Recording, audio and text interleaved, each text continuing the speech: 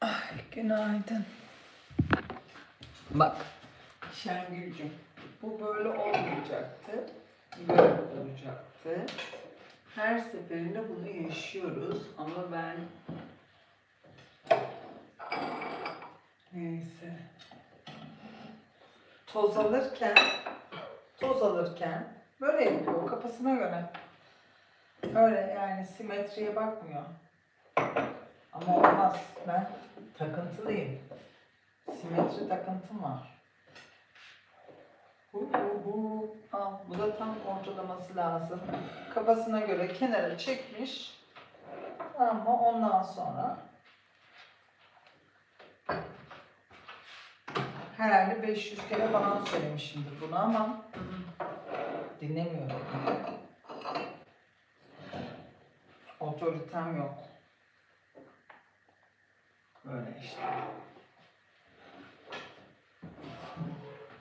Ekranda o benim orada gözüme takılır.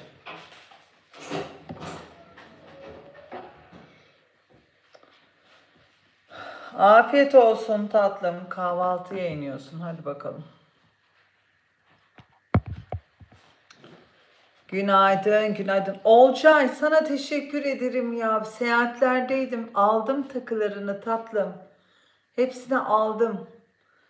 Hepsi birbirinden çok güzel. El emeği, göz nuru.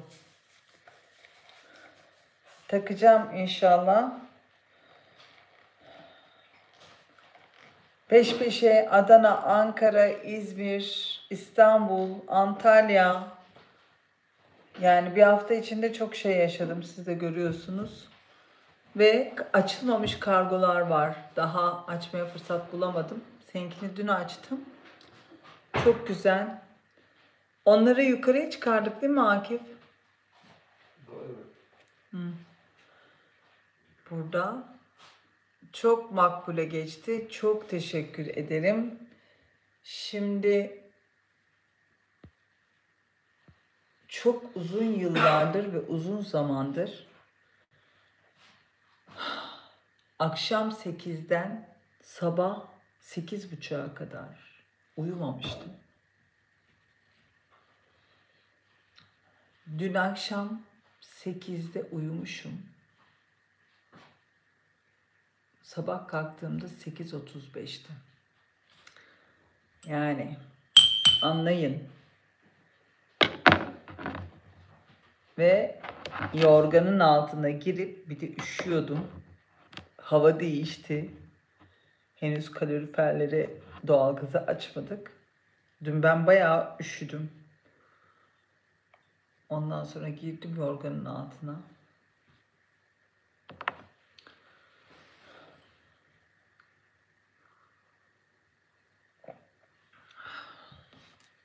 Sevracık Gül. Telefonlar gelmiş, mesajlar gelmiş. Ben dünyadan bir haber. Artık bugün öğleden sonra döneceğim. Çünkü sizden sonra da nedir adı? Saat 10'da 11'de seanslarım var. 1'de falan. Nasıl güller? Bahçemin gülleri. Akif Bey kesip 3 dalını koymuş benim için buraya.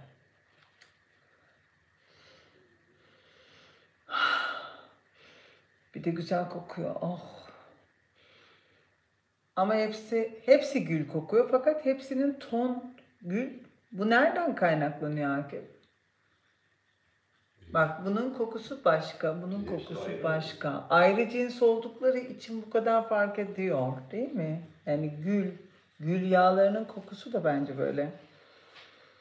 Evet, frekansımızı yükseltmek için gül ve gül yağı koklayabiliriz, gül suyu sürebiliriz. Ben de şimdi sabah sabah frekansımı yükseltmek için o kadar emek verilerek. Şuna bayılıyorum, şunun renklerine.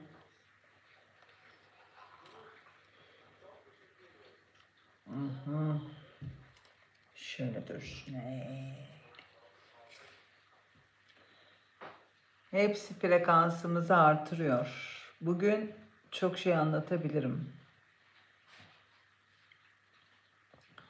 Vücudumun uykuya gerçekten bedenimi dinledim. Bedenim ne istiyorsun? Bedenim dedi ki yorganın altına girip sıcacık uyumak istiyorum dedi. Magnezyum gece içilmesi gereken magnezyumumu da içtim. O da galiba böyle bir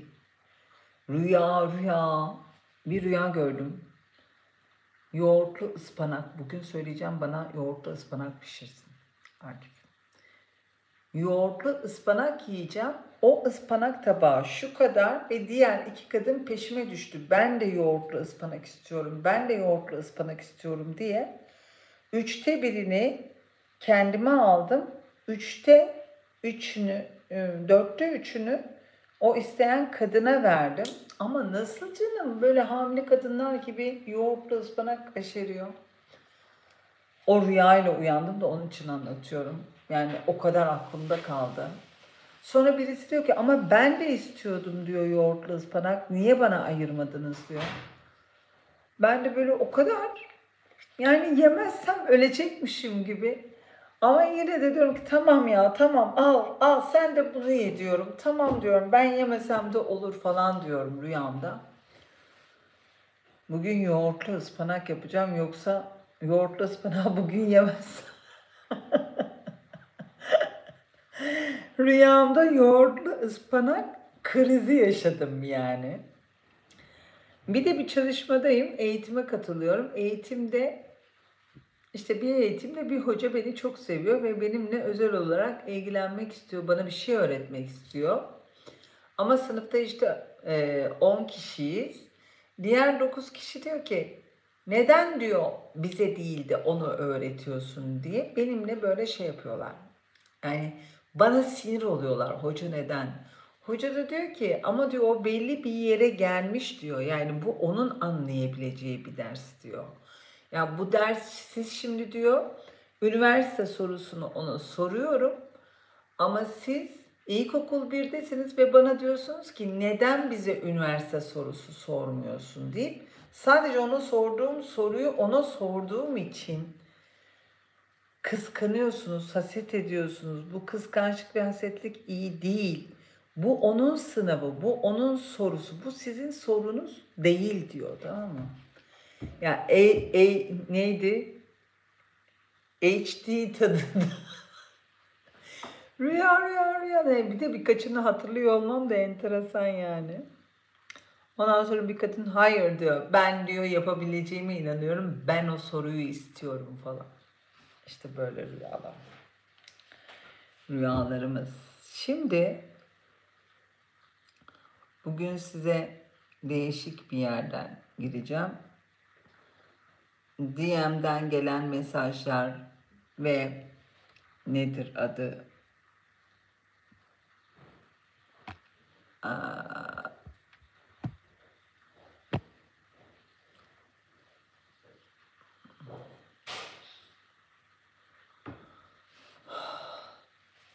Toplu gruplarımda da gelen sorulardan şu soru var. Hocam evli erkeklere çekiliyorum. Neden? Neden evli erkeklere çekiliyorum?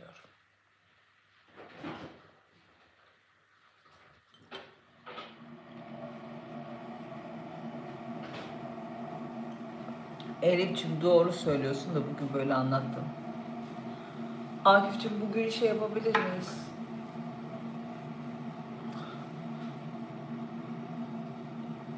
Yıkanmış ıspanak alalım marketten. Ispanak. Bugün yoğurtlu ıspanak yemezsem bir yerlerim şişecek. Artık bilemiyorum. Rüyamda ıspanağımı bana bırakmıyorlardı.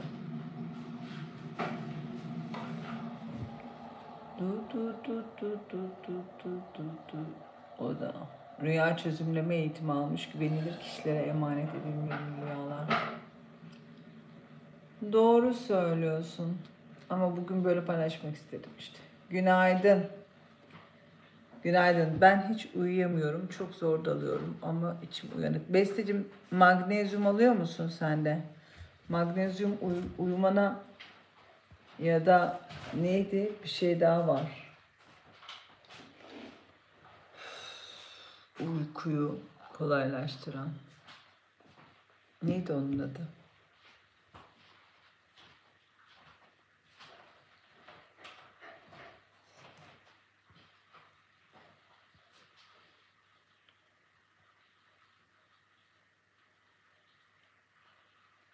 Bulgaristan'a günaydın. Günaydın.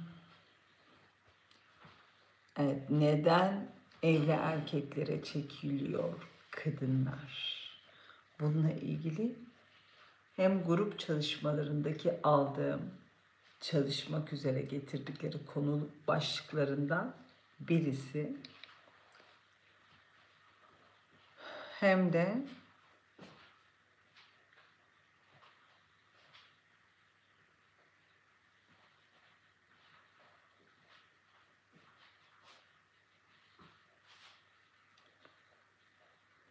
işte seanslarda sık sık çıkan ve sosyal medyada sık sorulan, arka planda sık sorulan sorular.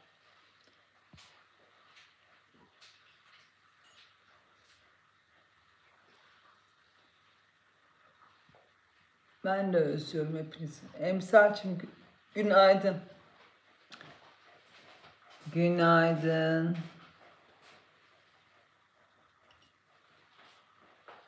Yoşi ne yapıyorsun? Bak, şu oturmasına bak şimdi bak. Yoşi, oturdun. Babanla birlikte kahvaltı mı edeceksin? Ha? Sen de kahvaltı etmek için mi oturdun?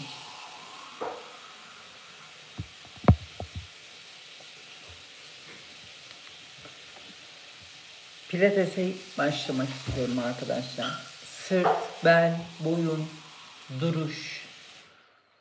Bütün bunlarla ilgili bir hareket etmem lazım benim. Hep hareket halindeyim ama hareketler değil. Böyle yani kaslarım ve iskeletimle ilgili bir şeyler yapmam lazım. Değil mi? Aynur'cum seni bekliyordum konuya girmek için. Nasıl şımarttı beni. Başının üstünde taşıdı desem herhalde başının üstünde taşımak böyle olurdu. Başının üstünde taşıdı beni. Gözümün içine baktı desem, başımın üstünde taşıdı desem. Aa,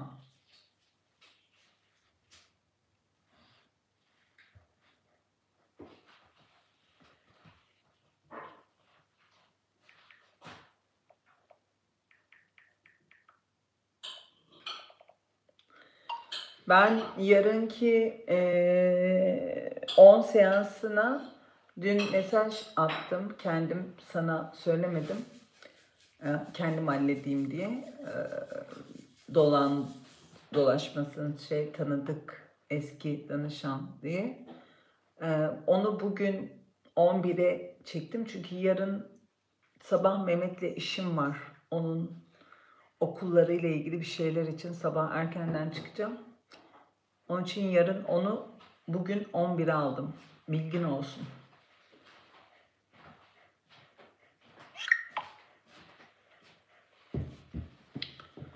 Meryem bir şey söylemiş de bugünkü seanslarla ilgili ben de onu bilgilendiriyorum. Dün gece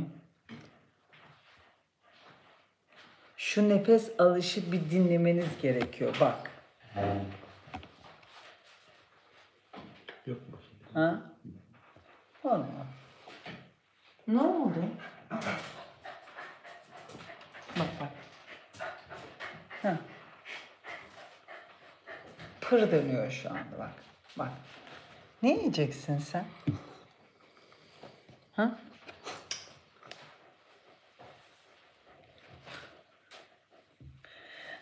Seni göstermiyorum. Yoshi'yi gösteriyorum.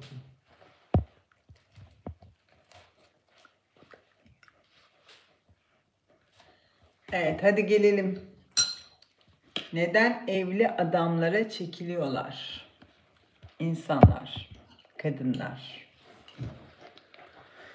Bunun birkaç nedeni olabilir. Paylaşalım.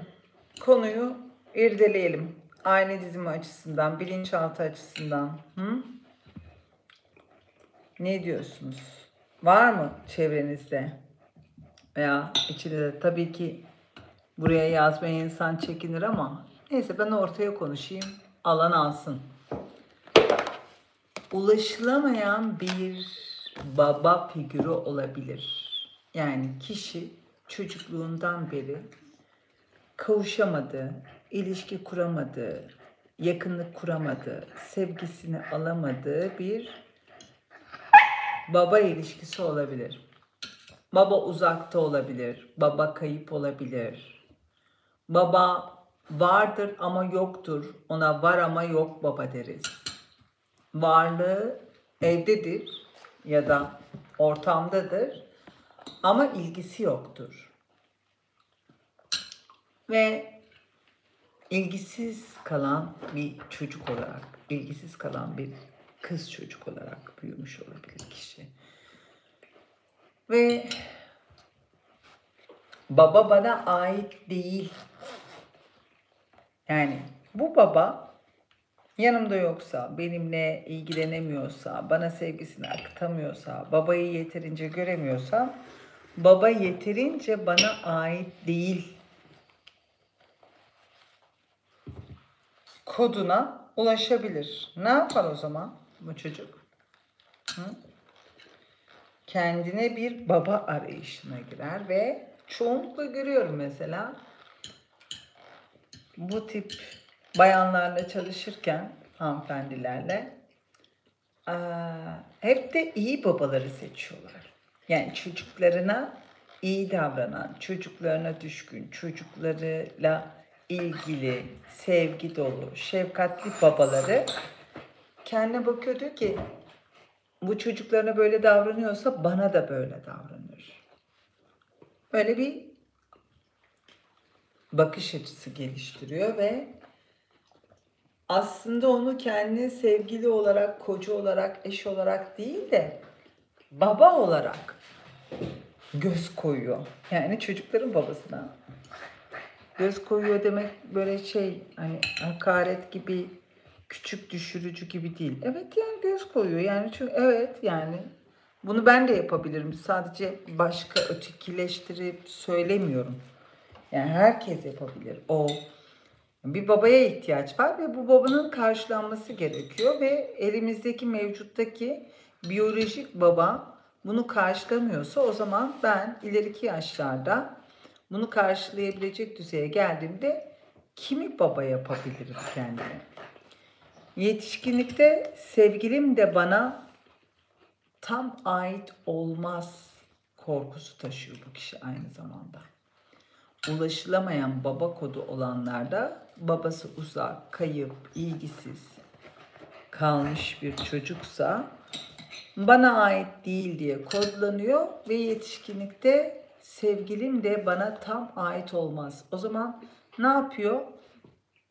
Kendisine tamamen ait olacak biriyle ilişkiye girmek yerine onu başka bir kadınla paylaşıyor. Başkasına ait olan. Ne oluyor? O zaman yarı kendisine ait, yarı başkasına ait bir baba. Tıpkı çocukluğunda da annesine ait baba ve kendisi yeterince sevgi alamıyor. İkinci planda ise, ikinci maddede ise ikinci planda kalma kodu. Çocuk evde hep geri planda kalan bir çocukluk geçirmiş olabilir. Yani bunu yaşayan, evli erkeklere çekilen kız çocuğu aile içinde, içine doğduğu aile sisteminde hep geride kalan çocuktur. Çok ilgi görmeyen, ötekileştirilen, dışlanan, yok sayılan, varla yok arasında davranan, geri planda yani. Yetişkinlikte Ne der? İkinci olsam da sevilirim. Ya buna da razı gelir çünkü bu bildiği bir dinamiktir. Bildiği dinamik ne? Zaten içine doğduğu ailede önce abisi, önce ablası ya da önce erkek çocuk ya da önce küçük çocuk seviliyordu. Artık kim hangi bakış açısıyla o aile içi ilişkide o şeyi bozduysa mesela evet yine seviliyordur, hiç sevilmiyor değildi. Varlığı tamamen yok sayılmıyordur. O da yediriliyordur, içiriliyordur, okutuluyordur. Ara sıra başı okşanıyordur. Ama daha önce olan kardeşleri ya da kişiler vardır. Ve o zaman ikinci olmaya razıdır. O zaman bir adamın ikinci karısı da olabilir. Bir kadının kuması da olabilir. Gizli kalan sevgili de olabilir. İkinci olmak onu rahatsız etmez. Bu normal. Normal. Ya o kadar sevgiye yani diğerlerinden kalan erkeğin birinci ailesinden ona kalan o zaman dilimine, o ayrıcalığa o kadarla razı gelir. Bunlar tanıdık geliyor mu size kafanızda birileriyle ya da Merveciğim ben de seviyorum seni.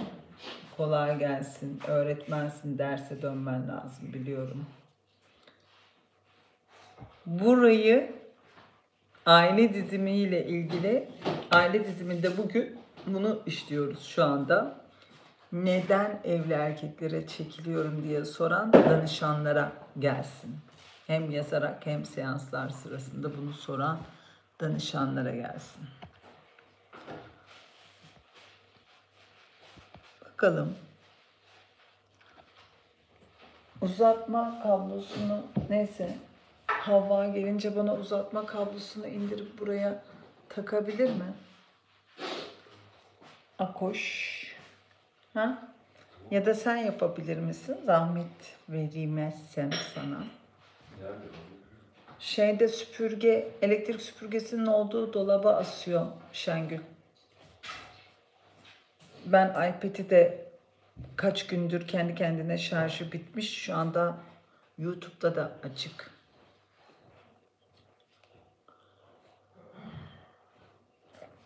Bir gelsin bakalım. Ve burayı anladık mı? İkinci planda kalma kodu. Ulaşılamayan baba kodundan sonra ikinci planda kalmak.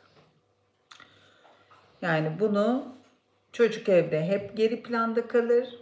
Yetişkin olduğunda da ikinci olsam da sevilirim kafasıyla o pozisyonu kabul eder. Orada uzun süre kalabilir. Ve belki bir üçüncü madde yasak olan sevgiyi çekme kodu. Bu ne? Ne anlıyorsunuz bu cümleyi söylediğimde? Sevgi yasaklı, ayıplı hissettirilirse, yetişkinlikte yasak aşk eşittir gerçek aşk.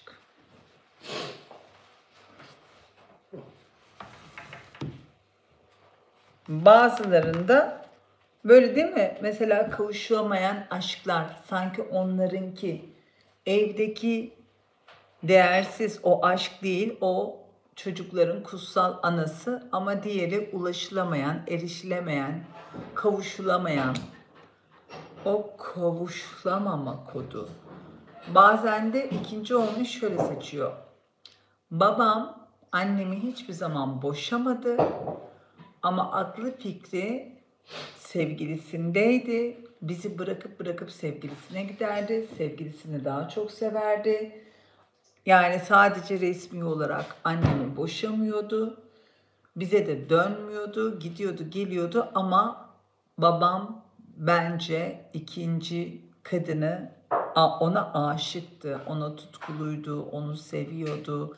Eğer yapabilseydi, yapamadı ama yapabilseydi ikinci kadınla annemden ayrılıp onunla evlenirdi. Yani hayatı boyunca ikinci kadında kaldı. O zaman ben annem gibi terk edilen, aldatılan, ihmal edilen kadın olmaktansa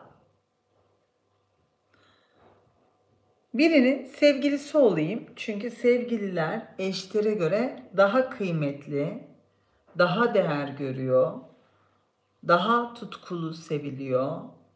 Yani illa da nikahlı olmama gerek yok. Ben bir adamın gizli saklı koşarak heyecanla geldiği o kadın olmayı seçiyorum diyebilir bilinçaltı. Oturuyor mu anlattıklarım size şu anda tanıdıklarınızla, gözlemlerinizle, belki içinizde yaşayanlar olduğu yaşayanlarınızla tabii ki hani burada cevap vermek de zor olur böyle zor bir başlıkla ama sormamış olayım neyse. Yani anlayan anlasın işte. Ya da etrafınızda gözlem yaptığınız ne bileyim geriye git mesela ben dedeme gidiyorum hemen annemin babasına dedemin sürekli sevgililerinin olması daha uzun yılları sevgili bende de mesela ben evet şunu söylüyorum olabilirdi yani şu andaki sistemim olmasaydı aradığım ilişki yaşadığım ilişkiyle ilgili belki bunu böyle şey gibi söylemiyorum. Orayı alabilirdim eğer kişisel gelişimle ilgileniyor olmasaydım. Hayatımı bu işe, bu meselelere adamış olmasaydım.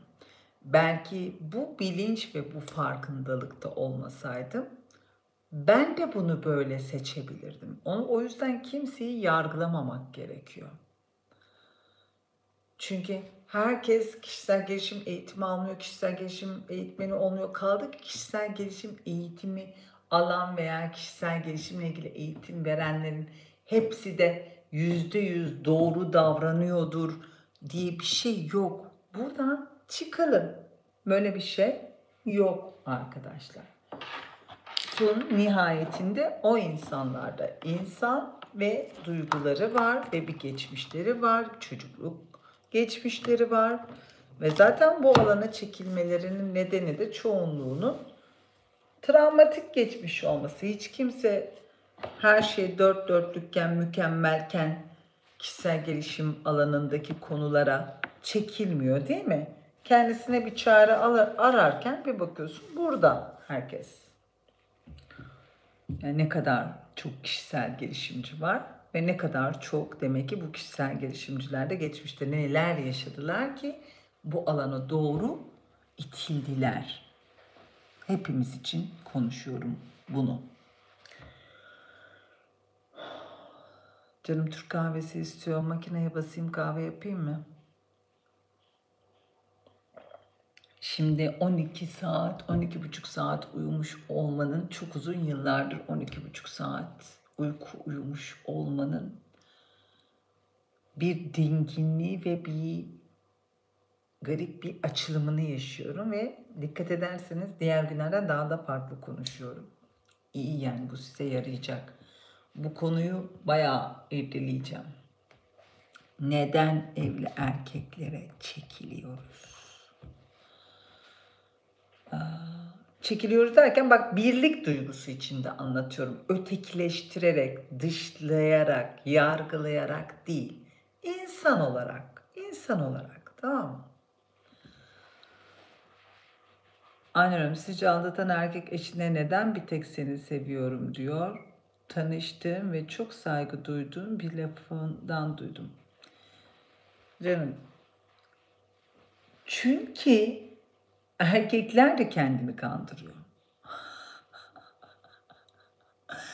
Neden? Çünkü kafasında şöyle bir şey var. Eğer ben bu kadını evliliğe layık gördüysem ve soyadımı ona verdiysem, çocuklarımın annesi yapmaya karar verdiysem ben bu kadını kadın olarak, insan olarak bir şekilde seviyorum ki bu ünvanı, bu önceliği ona verdim.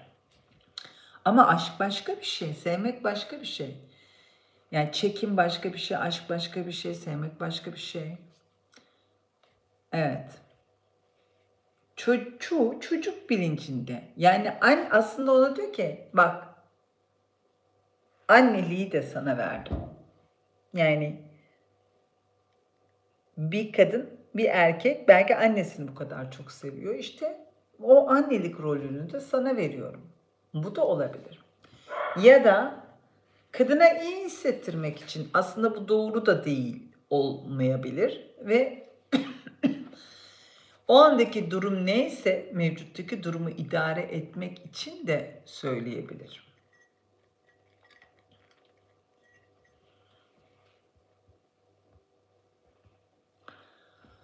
Aldatan erkek eşine neden bir teksiniz? Dengeyi bulmak ne? Çünkü yani bu sözü söylemezse kadın bırakıp gidecek.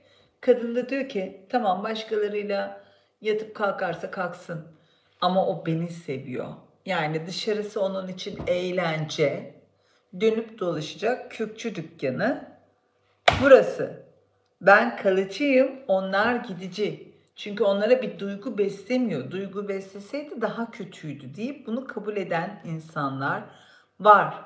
Çünkü o da kabul etmek istiyor. Yani böyle hissetmek istiyor. O bir numara. Yani işte o aile sisteminde de işte babası arada sırada gidip öbür çocukları seviyor ama bir tanesini gözdesi gibi hissettiriyor. Yani sen benim gözdemsin, sen benim ilk göz ağrımsın ya da sen evin en küçüğüsün ya da sen erkeksin ya da sen kızsın. Yani onu duymuş. Bunu mesela anne babalar çocukken onların yanında yapmış. Aman kardeşin anlamasın, ben seni daha çok seviyorum. Öbürüne dönmüş, yok seni daha çok seviyorum. Ne kadar yanlış bir yetiştirme tarzı. İşte dışarıda da birisi gelip ileride partnerlerden birisi hani çaktırma, ben seni daha çok seviyorum, işte beni idare et falan. O zaman bu yaklaşımları kabul edilebilir görüyor aldatılan kişi ve affediyor. Diyor ki nasıl olsa daha çok beni. Değil Yusuf'cum, onlar antika. Hollanda'da özel bir el yapım markası. Çok eski, çok antika ve çok bir marka. Hollanda'nın bir markası ve antika, geçmişte bir el işçiliğiyle yapılmış. Kütahya değil. Şimdi burayı anladınız mı? Ne dedim? Yasak aşk gerçek aşktır kodu oluşmuş olabilir kişilerde. Yasak olan sevgiyi çekme kodu oluşmuş olabilir. Bu arada benim aşk kodları kitabını yazdığımı geçmişte biliyorsunuz. Orada mesela Yeşilçam kodları da var. Yeşilçam kodları bizim çocukluğumuz boyunca, bizim jenerasyonda özellikle uzun yıllar televizyonda bizler Türk filmleriyle büyürken, film şimdiki gibi Netflix yoktu, öbürü yoktu, öbürü yoktu. Şu anda milyon tane film kanalı var. Ama bizde ne vardı? Tek bir kanal vardı. Tek film seçenekleri vardı. Ve o tek film seçeneklerinde ne vardı? Gördüğümüz daha çok acılı kadın, aldatılan kadın, metre hayatı yaşayan kadın, işte erkeğin ya da kavuşulamayan aşklar, efendim ayrılmaya, başkaları tarafından ilişkileri bozulmaya çalışan hikayeler. İşte kötü kayınvalide gelini istemez. Fakir oğlan zengin kız ya da zengin oğlan fakir kız.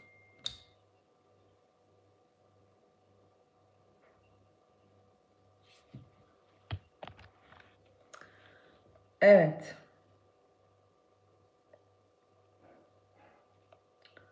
Allah Allah. Dördüncü defa değişik zamanlarda yollamama rağmen gitmedi, çöp oldu. Bunun nedenini anlamadım. Dördüncü kere olunca bilgin olsun istedim. Bu nasıl? Evet. bunu şeye gönderiyorum şu anda. Bir şey süper sticker göndermeye çalışıyormuş Karolin YouTube'dan. Ama 4. keredir geri dönüyormuş, gönderemiyormuş. Şunu şuraya bir soralım.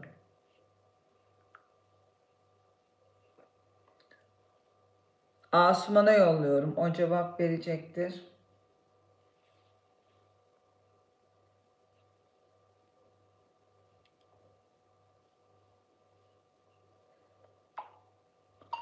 Canım YouTube'da Karolin 4. keredir bağış yapmaya çalışıyor. Peki bugün 4. kere mi Karolin, yoksa daha önceki programları da mı sayıyorsun? Gönderemiyormuş. Bunu WhatsApp'tan attı bana. Bir ilgilenir misin? Neden gönderemiyorlar? Göndermek isteyip. Evet. Şimdi ne anlatıyordum ben?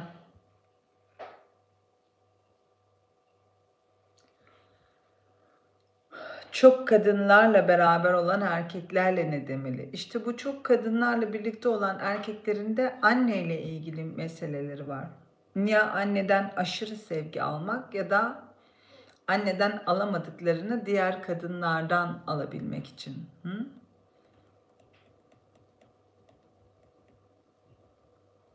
Evet, Levent diyor ki, daha doğrusu Gözde galiba. Gözde, sen Gözde misin, Levent misin?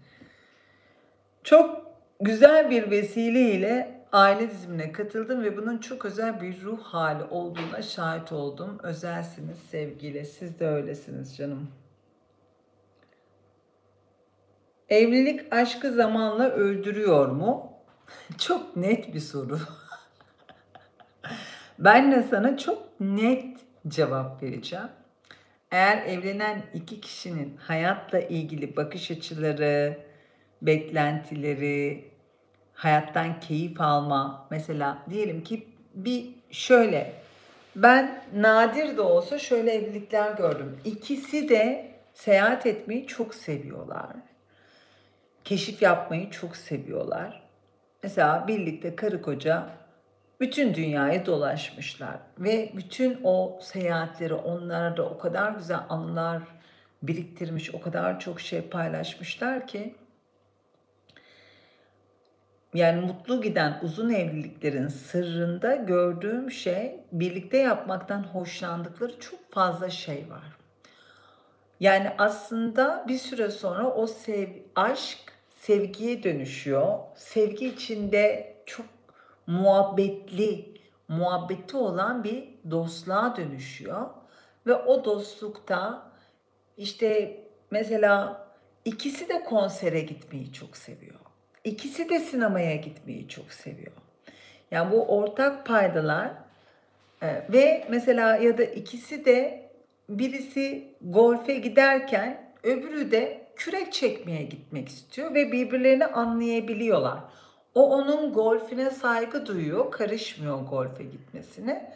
O da onun kürek çekmesine karışmıyor. Yani birbirlerine ayrı zaman alanları da tanıyorlar. Ondan sonra gelip birbirlerine anlatıyorlar. Sonra birlikte davetlere katılıyorlar, birlikte insanlar geliyor ya da veya tam aksi içe dönük olsun bunlar. Bu kadar sosyalleşmeyi sevmesinler. Birlikte daha basitine gidiyorum. Mesela balık tutmaya gitmeyi keyifli buluyorlar. Birlikte gidiyorlar. O balık tutmaya çalışırken diğeri elinde örgüsünü örüyor. Ne bileyim, bir hobisini yapıyor, takısını yapıyor onu orada denizde beklerken. Ama birlikteler. Ama o anı birlikte geçirmekten keyif alıyorlar. Birbirlerini dinliyorlar. Birbirlerine saygı duyuyorlar. Mesela biri bir şey anlatırken diğeri bunu ilgiyle, merakla, yani onu önemseyerek, seni dinliyorum mu duygusunu vererek dinliyor. Karşılıklı yapıyorlar bunu. Birbirlerine karşı yıkıcı eleştirileri yok. Birbirlerinde gördükleri faydalarına olabilecek düzeltmeleri çok üsluplu, düzgün bir şekilde birbirlerine dönüp işte bunu böyle yapmaya çalışıyorsun, çabanı görüyorum. Ama sanki hani bunu şöyle de yapabilirsen, istersen bir de böyle dene. O zaman daha kolay yapacaksın. Bu işine yarayabilir dediğinde karşı taraf bunu bir eleştiri, beceriksizlik gibi değil. Aa evet doğru söylüyorsun. Dur bir de öyle deneyeyim deyip yapıp da başardığında dönüp ona diyor ki teşekkür ederim. Ben hiç böyle düşünmemiştim falan. Yani açık iletişim, saygılı iletişim, çok güzel ortak paylaşımlar, yeri geldiğinde birbirlerine açılan alanlar ve bunların ortak özellikleri asla, ben yıllardır istatistik yapıyorum arkadaşlar. Başarılı ve mutlu gördüğüm ilişkilerde, evliliklerde neyi nasıl yaptıklarıyla ilgili gözlemlerim var. Orada kimse işte senin annen böyle dedi, senin baban böyle yaptı, senin abin şöyle, senin kız kardeşin böyle, işte sen zaten zamanında geçmişte ben düğünde şunu istemiştim sen bunu yapmamıştın. Bir, geçmişle ilgilenmiyorlar, anı yaşıyorlar bir başka maddeleme şeklinde. Yani asla geçmişte o olmuştu, bu olmuştu, sen böyle yapmıştın, ailen böyle yapmıştı. Hiç oralarda değiller. Şimdi bugün burada ne yapabiliriz deler. Anlatabiliyor muyum?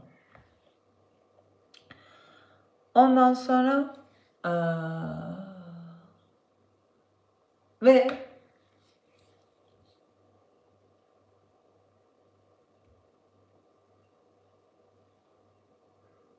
bak Yoshi havladı. Acaba Havva mı geldi diye merak ettim. Akif! Dış kapının anahtarı açık mı?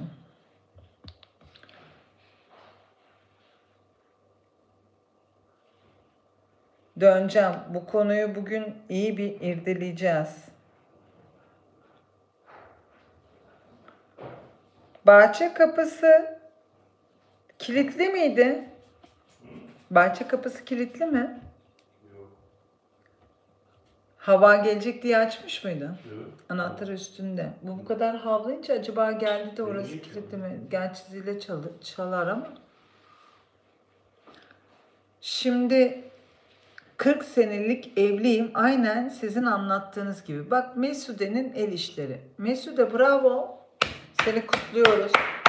Lütfen Mesude'ye burada herkes bir maşallah subhanallah der mi? Maşallah subhanallah. Maşallah subhanallah. Çünkü bu zamanda böyle evlilikler görmek neredeyse müzelik oldu.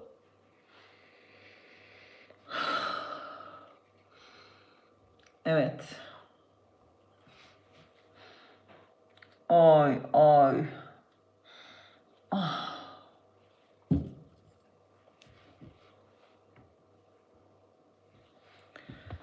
Şimdi gelelim. Yani bunu gördüm. Birbirlerine yıkıcı eleştiride bulunanlar, saygısızlık yapanlar, saygı çok önemli. Üslup, konuşurkenki kullanılan dil, üslup çok önemli arkadaşlar. Yani işte bir bakın, siz Yeşilçam kodlarındaki bir şeyleri taklit ve takip mi ediyorsunuz? Bence herkes evlenmeyi düşünen, evlenmeden önce gelse daha güzel olur. Çünkü neden güzel olur? Bakın burayı açacağım. Bekar kadınların aile dizimine gelmesi, evlenmeyi düşünen bekar kadınların aile dizimine gelmesi neden iyi olur? İşte ben kolaylaştırıcı olarak, yaşam koçu olarak, araştırmacı, yazar olarak, bilinçaltı değişim dönüşüm uzmanı olarak, enerji terapisti olarak o kişide okuduğum bütün o kayıtları, zihin programlamalarını, bilinçaltı kayıtlarını, atalardan getirdiği kalıpları, kayıtları okuyup bütün onların dönüşüm çalışmalarını yaptığımda artık kişi yeni bir bilinçle bir ilişkiye doğru gidebilme hareketine geçecektir. Ama öbür türlü ne olacak? Atalarından aldığı kalıplara çekilecek. İşte yani bu biraz önce dediğim. Yani bir kere Bir kadının şunlardan bakmak lazım. Babasına ulaşamıyor muydu? Babasıyla ilişkisi nasıldı? Çekirdek ailede anne babası tarafından ikinci plana atılan çocuk muydu? Efendim, aşkı nasıl tanımladı bu kişi? Efendim, terk edilme korkusu var mıydı? Baba gider mesela, yarım sevgi kalır. Razı olma, yarım sevgilere razı olma. Böyle bir kodu var mı? Görülmeme, onay alamama gibi bir şey var mı? Bütün bunlara bakıp bunların aslında ne zaman, nerede oluştuğunu görüp kişiye büyük bir farkındalık yarattığımızda evlenirken seçeceği kişi farklıdır. Ama biz aile dizimi almadan önce, bilinçaltımıza çalışınca, aşk, ilişki, evlilik kodlarımıza çalışmadan önce bu seçimi yaparsak muhtemelen ebeveynlerimizle yarım kalan ilişkilerimizi ya da atalarımızda yarım kalan hikayeleri tamamlamak üzere o hikayelere benzer yeni evlilik yeni gibi görünecek, oyuncular yeni gibi görünecek ama hikayeler aynen devam edecek. Burayı anladık mı? O yüzden evlenmeden önce gelmek çok kıymetli. Hem kaliteli, nitelikli, sağlıklı bir ilişki kurma ve yürütme ve uzun yıllara yayma ve o ilişkiden keyif alma olasılığını, ihtimalini güçlendirecektir. Yeni evlilerin, her dönemde evlilerin ilişkilerini gözden geçirip o ilişki içindeki durum ve tutumlarını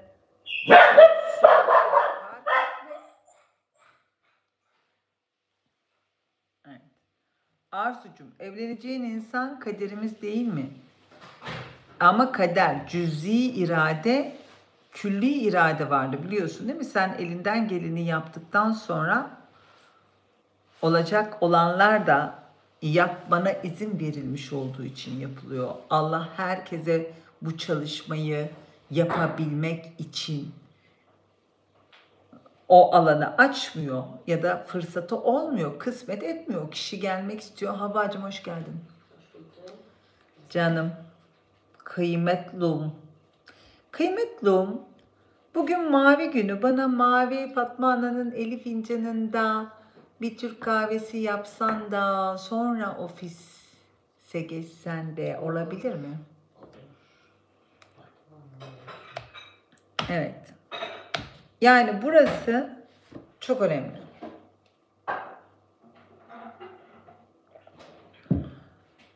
Aynur'un günümüz aydın olsun, neşemiz bol, kazancımız bereketli olsun. Biz konuyu dağıtmayalım. Daha bununla ilgili böyle başlıklar, sabahları değişik başlıkları böyle açarak gitmeyi planlıyorum bir süre. Bilmiyorum ne kadar, içimden geldiği gibi hareket ettiğim. Beni tanıyorsunuz. Bir şey anlatmaktan sıkıldığımda başka bir şey anlatmaya geçiyorum. Ondan sıkıldığımda ona ruhumu takip ediyorum. Bugünlerde bu aile dizimini biraz daha böyle hem YouTube'da da bulunsun. Neden? Konu neden evli erkeklere çekiliyoruz? Ya da kadınlar neden evli erkeklere çekiliyor? Orayı toparlayayım. Sonra diğer konuları ayrı başlıklar olarak. Yine böyle sorularınız varsa sorun. Bu canlı yayınımın altına bugün sizden aile dizimiyle ilgili sorularınızı sorun. Ben de onlar üzerine de birer program yapayım. Tamam, ben aklıma geldikçe en çok bize gelen vakalar üzerinden anlatımlar yapıyorum. Şimdi ne dedik? Ulaşılamayan baba kodu olabilir. Bu aşk kodları kitabımdan da yola çıkarak ta çok geçmişte 2013'te yazmıştım ben o kitabı. Onu e-book yapmayı düşünüyorum. Revize edip yeni haliyle 2013'teki kitabımın baskısı kalmadı çünkü. Onu yeniden güncelleyip basacağım. Evet. Şimdi Ulaşılamayan baba kodu olabilir dedik. İkinci planda kalma kodu olabilir dedik. Yasak olan sevgiyi çekmekle ilgili, sevgi yasaklı, ayıplı hissettirilirse yetişkinlikte yasak aşk eşittir gerçek aşk sanabiliyor kişi. Onun için de evli erkeklere çekiliyor. Yani yasak bir ilişki yaşarsan o gerçek aşk. Yani ben de mesela kafamda dedim ya, örnek verdim, kendi annemin babasından da yasak ilişkilerin adamı. Dedeciğim, ruhunu onurlandırıyorum. Çok fazla yakışıklıydı. İnanılmaz. Kadınlar bırakmıyordu, rahat bırakmıyordu. O da kadınları rahat bırakmıyordu. Karşılıklı, sadece kadınlara laf edemem. Evet. Hiç dikkatinizi çekti mi diyor Emsal. O da psikolog arkadaşımız. Emsal, özledim seni ha. Acaba cumartesi günü katılsam mı çalışmaya? Erkekler evli kadınlara bu kadar çok, yani oran olarak mı? Ya orada da çekilme nedenleri var. Peki mesela ben duyuyorum son dönemde erkekler neden evli kadınlara çekiliyoru da ayrı bir konu başlığı yapalım bence. Mesela yarın da onu konuşabiliriz. Tamam canım, uğrayacağım yanına. Yani sadece Tülay'cığım, hayırdır inşallah. Şimdi gelelim, yarım sevgiye razı olma kodu diye bir şey var. Yarım sevgiye razı olma kodu. Maddeliyoruz ya. Baba biraz sevgi verip kaybolursa ne oluyor? Yani baba aralarda eve geldiğinde çocuklarına o suçluluk duygusuyla böyle bir an bir sevgi göstergesi, hani arayı kapatmak telaşıyla. Olur mu kızım, işte benim işim var. Seyahate gidiyorum. Sizi seviyorum. Baba, bizi sevmiyor musun sorularına? Tabii seviyorum falan, böyle yarım yamalak. Yetişkinlikte olsun, azıcık da gelse, azıcık sevgi de alsam benim için yeterli. Yani orada ne oluyor? Evli adam ara sıra sevgilisiyle buluştuğunda ona sevgi gösterisinde saçını okşuyor, başını okşuyor, seviyor, öpüyor, kokluyor falan. Geldi ya, yani o azıcık sevgiyi aldım ya, buna da razıyım diyor kadın yani. Sonuçta beni seviyor, bana geliyor.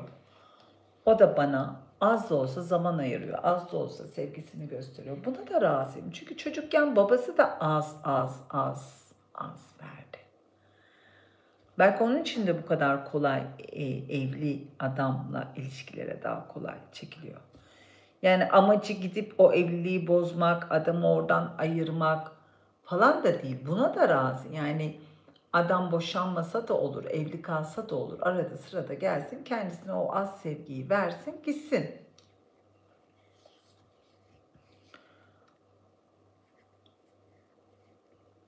Evet. Baba hiç sevgi göstermediğinde peki kadın ne düşünür? Gültenciğim. İşte o babadan alamadığı sevgiyi, baba yok, kendine tamamen baba arıyor. Baba. İyi bir baba figürü. Yani bir de hani öylesine bir baba değil, çocuklarına düşkün babaları daha çok çekici buluyorlar. Çünkü istediği baba modeli o. Hayal ettiği, hayatında hiç sahip olamadığı baba o baba. Atıyorum, kızına, oğluna sarılan, öpen, onları uyumadan önce görmek için çaba sarf eden, işte onları iyi okullarda okutmaya çalışan, kazancını çocuklarına kullanan bu babalar çok kıymetli görünüyor. Çünkü hayalindeki baba o, çocuklarına istediklerini, imkanları sağlayan. Hı? Şimdi yarım sevgiye razı olma kısmını da anladık mı? Yani baba biraz sevgi verip kayboluyorsa çocukken, kadın yetişkin olduğunda da birazcık sevgi verip kaybolan o evli erkeklere çekilebilir. Azıcık sevgi alsam da benim için yeterli diyebilir. Peki bir de terk edilme korkusu kodu var. Baba gider, duygusu yerleşirse yetişkinlikte zaten gidecek. Buna kendimi hazırlamalıyım. Yani bir gün o baba tercih etmesi gerekiyorsa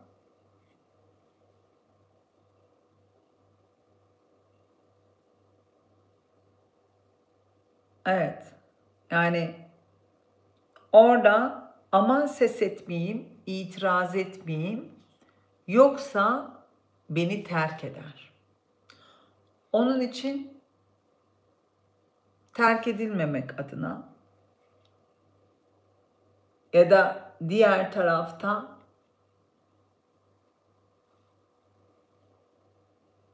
razı gelip çocukken annenin babanın arada bir gelmesine razı gelip ses çıkartmayıp yeter ki gitmesin diye göz yumduğu gibi belki orada aldatılan annesini de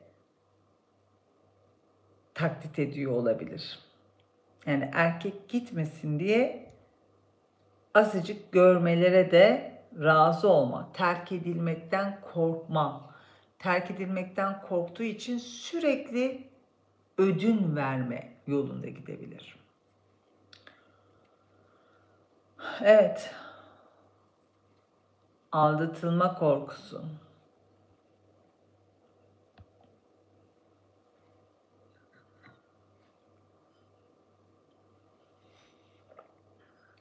Bak ne diyor? HB 2007. Baba sevgisi görmediğim için karşıma takıntılı biri çıktı. Bu adam kadar kimse beni sevemez dedim. 3 yılda zor kurtuldum. Ya.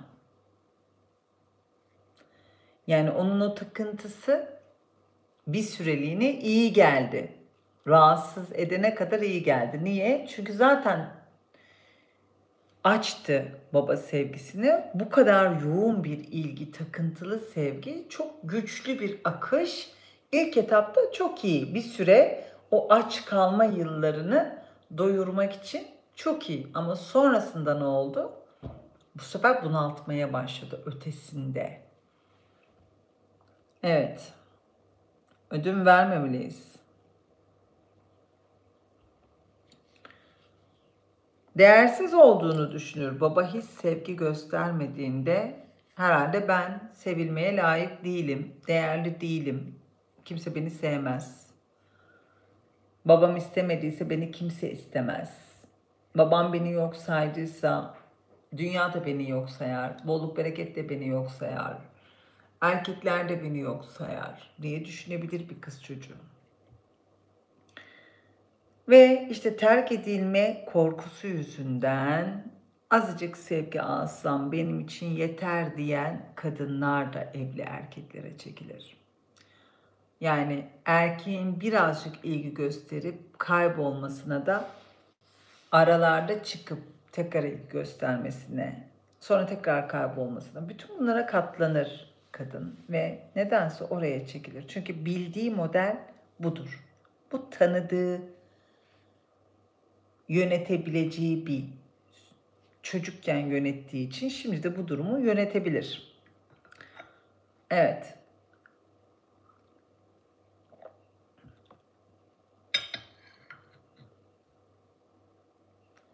Görülmeme onay arayışı kodu var bir de.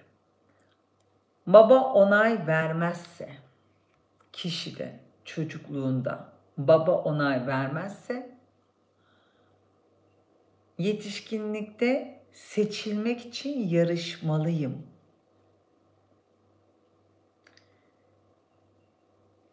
Yani yaptıkları için onay alamayan kız çocuğu o onayı yetişkinlikte alabilmek için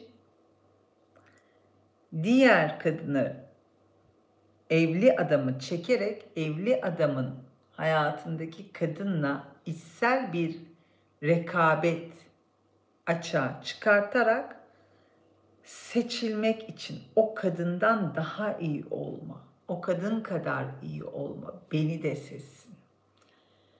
Bir şey yaparken o kadını kıstas alma. Ne yapıyorsa o kadından daha üstün yapmaya çalışma ve erkeğin ilgisini çekmekle ilgili.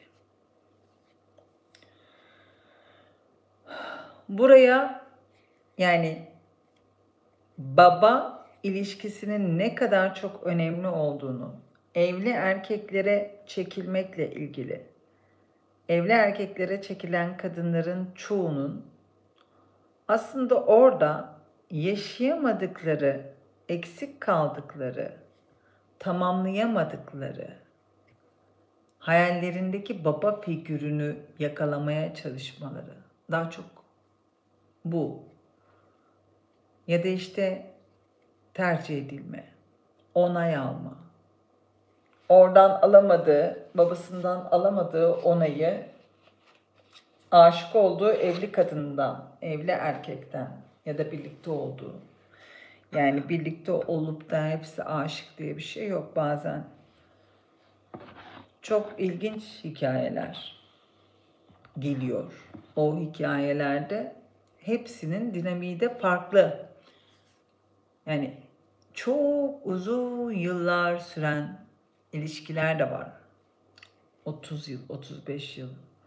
Hani hiç kimsenin bilmediği ve o sevgiyi kaybetmemek adına hiçbir şekilde yani görünmesin, kimse tarafından bilinmesin ama o orada dursun. Yani o aslında bir noktada bazen de koşulsuz sevgiyi talep edercesine ilişkide zorlayıcı olmak.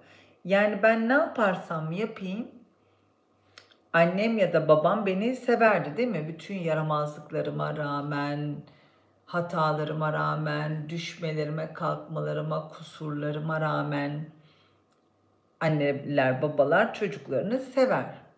Bazen bazı ilişkilerde her şey yolunda gidiyormuş gibi gözükse de kişi yani kız çocuğu ben ne yaparsam yapayım seviliyor muyumu görmek için de o ilişkide zorlayıcı olabiliyor. Bazen de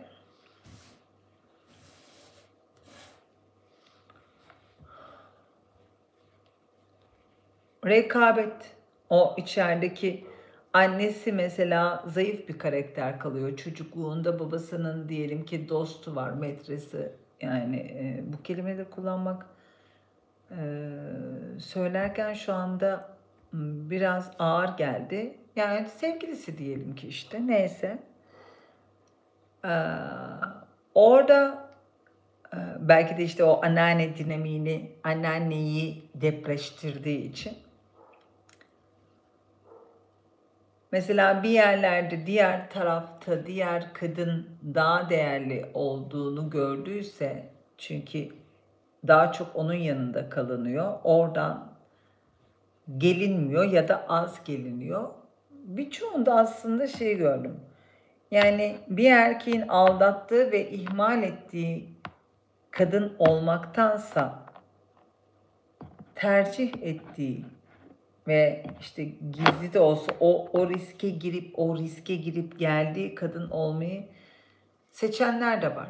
Birden fazla dinamik var. Görüyor musunuz? Hepsinin aile hikayesi ne kadar farklılık gösteriyorsa evli bir erkeği seçilme, çekilme, oraya doğru gitme nedeni de farklılık gösteriyor. Yani diyemeyiz ki bütün evli erkeklere çekilen kadınlar tek bir sebepten oraya çekiliyor ve hepsinin nedenleri aynıdır diyemeyiz.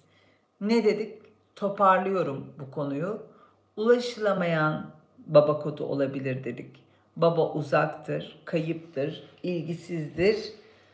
Der ki çocuk bana ait değil diye. Yani bu baba bana ait değil. Yetişkinlikte ne yapar? Sevgilim de bana tam ait olamaz deyip onu bir başka kadınla paylaşacağı bir modele doğru sadece bana ait değilse o zaman ilişkide böyle bir ilişkiyi biliyorum. Sadece bana ait olmadığı bir ilişki biliyorum ve oraya çekilirim. İkinci planda kalma kodunda ne oluyor? Çocuk evde işte kız çocuğu erkek çocuğa tercih, yani erkek kardeşi tercih edildi. Kendisi kız çocuğu olduğu için değer görmedi ya da büyük olduğu için ya da ortanca olduğu için ya da küçük olduğu için bir sebeple o aile dinamikleri içinde ikinci planda kaldı. O zaman diyor ki bu normal, ben yetişkinlikte de ikinci planda kalabilirim. Örnek veriyorum işte. Annemin gözdesi erkek kardeşim. Ben ikinci plandayım. İyi, tamam, peki, razıyım, tamam, bütün hayatım boyunca hep ikinci planda kalabilirim. Üçüncüsü yasak olan sevgiye çekilme. İşte bu sevgi yasaklı, ayıplı hissettirilirse eğer çocukken, yetişkinlikte ne yapıyor? Yasak aşk eşittir gerçek aşktır diye kodladığı için yasak aşka çekiliyor. Yasak aşk kıymetli, öyle kodlamış kafasında. Bu mesela bazen işte o seyrettiğimiz Yeşilçam filmlerinden de olabilir ya da filmlerden ya da etrafımızda gördüğümüz konu komşuda da bazen çocuk ille annesini de babasını da görmesi gerekmiyor. Çok yakın iç içe olduğu komşuluk ilişkilerinde, akraba ilişkilerinde de bunu görüp o hikayelerin içinde büyürken de işte bahsediliyorsa adam hep sevgilisine gidiyordu, sevgilisini tercih ediyordu. Kadın orada ağlıyordu. Orada işte o yasak ilişki olmayı seçmiş olabilir. Çekicidir yasak. Anne ve çocuk ilişkisi üzerine de çalışma olsun mu? Olsun tabii ki Aynur'u Hozat. Ama bunu şeyde yazarsan, yorumlara yazarsan ben unutmayayım, unutabilirim. Ne dedik? Yasaklı olan sevgiyi çekme kodu varsa evli erkeklere çekiliyor olabilir kişi. Yarım sevgiye razı olma kodu, baba biraz sevgi verip kayboluyorsa, yetişkinlikte de azıcık sevgi alsam da bana yeter deyip yine öyle bir ilişkiye çekiliyor olabilir. Peki terk edilme korkusu varsa, ya babam giderse duygusu çocuğa yerleşirse, çocukken baba hep böyle evde bir şey olup gidiyorsa, o onun kafasında yer ettiyse, olay çıkartırsam, sorun çıkartırsam, işte annemin yaptığı gibi davranırsam, o zaman baba gider korkusu varsa ne yapıyor? İlişkide hiç problem çıkartmıyor. Yeter ki baba figürü yerine koymuş demek ki erkek de gitmesin. Babasının gittiği gibi hayatındaki ikinci olan bu erkek de gitmesin. Zaten gidecek. Onun için her şekilde gidecek. Bari gitme nedeni ben olmayayım diye her şeye razı gelir.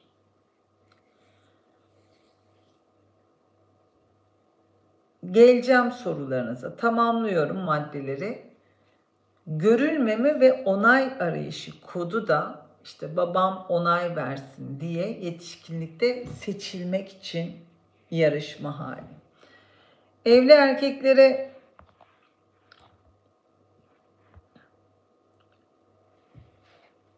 çekiliyor olmak aslında bir ceza değil arkadaşlar. Burada bir de bunu yaşayanları yargılamayı bırakalım lütfen. Çünkü zaten mesela şu da olabilir. Atasal köklere baktığımızda, öyle de baktığımızda şu olabilir. Ben ailemde işte annem, babam evli bir erkekle ilişkisi olan bir kadının hikayesine tanıklık ettiler ve onun hakkında olumsuz konuştular, kötü konuştular, o kadını karaladılar, sistemden dışladılar. Ya da diyelim ki işte halam evli bir erkekle, atıyorum, misal veriyorum yani, birimizin halası, teyzesi evli bir erkekle ilişki yaşadığı için bütün aile tarafından dışlandı. Ne olacak? O hala, o teyze onun DNA'sına bağlantılı olan o dışlayan kişilerin çocuklarından, nesillerinden birisi gidecek evli bir erkekle ilişki yaşayacak. Çünkü o halayı, o teyzeyi göstermeye çalışıyor aile köklerinde. O yüzden aile dizimi çalışmalarında hem bu kodları çalışabiliyoruz. Bakın. Hem bu bilinçaltı kodlamalarını çalışabiliyoruz aile dizimi çalışmasında. Hangi kodu getirirseniz getirin, kime ait olduğu, nasıl oluştuğu, çocuklukta nasıl oluştuğu, ergenlikte, anne karnında o evrelerin hangi döneminde hangi kodun oluştuğuna bakıp oralara çalışıyoruz ve etki ediyor kesinlikle kişilerin ilişki yaşayışları, ilişkiye bakış açıları ve yeniden bir ilişkiye girerken ki partner seçimlerinde olumlu değişimler oluyor. Anlatabiliyor muyum? Evet. Görülmeme onay arayışı dedik. Yani bu bir ceza değil. Evli erkeklere çekilmek bir ceza değil. İçsel çocuğunun beni gör. Yani diyor ki o içindeki kadın beni gör. Beni gör. Biri beni görsün. Biri beni görsün. Hı? Oysa ruhumuz bize şunu söylüyor. Bir de oraya kulak vermek lazım. Biz yarım değil, tam sevgiye layık varlıklarız. Artık atık değil, birilerinden kalan değil. Tam ve bütün olarak yani dolu dolu yaşayacağımız ilişkileri hak ediyoruz. Evet, yaralı iç çocuğunla çalışmak istiyorsan bu gruplara katıl. Ama Zoom'dan katıl, ama yüz yüze gruplara katıl. Hem bilinçaltını alanda açalım. Bu kodlamaları yaptığın yaş dönemlerine gidelim. Anlatabiliyor muyum? Hem de bu insanları yargılamayı bırakıyoruz. Ben çok inanıyorum bu çalışmalara. Gittiğim yerlerde, gruplarda, özel sohbetlerimizde konuşuyoruz. Diyorum ki YouTube'da devam edeceğim. Şu anda kapanabilir, Instagram. Kapanırsa YouTube'a geçiyoruz. Çünkü bir şeylerden söylemek istiyorum. Bununla ilgili. Bugün tekrar söylüyorum. 100 Yıllık Yalnızlık kitabını da okuyun. Kitap önerisi. Filmi var Netflix'te. Kaldırıldıysa da bir yerlerde YouTube'da falan bulursunuz. 100 Yıllık Yalnızlık. Bu seyredin. Yani birilerinin benim anneannemin evli bir kadınla ilişkisi olan bir adamı eleştirmesinin, babaannemin başka birini evli bir erkekle olduğu için eleştirmesinin, yasak ilişkilerle ilgili dedikodular yapan, yasak ilişkiler yaşayan insanları dışlayan, yargılayan, suçlayan, ayıplayan insanları, kendileri ve kendilerinden sonraki nesilleri tamamen bunu çekiyor. Evet. Burada kurbanlar tabii ki farklı düşünecek. Diyecek ki yani nasıl böyle düşünürsün? Şimdi ben bakın size bir tane örnek anlatacağım. Aldatılan kadınlar özellikle hani kocası başka biriyle olanlar kıyamet koparacak. Diyecek ki yani nasıl, bunun bir açıklaması yok. Yapmasın kardeşim, gitsin bekar adamları falan filan. Herkesin kendine ait bir bakış açısı var. Sen oradan bakıyorsun. Yıllar önce tam bu Kilos'ta evde yaptığım bir çalışmada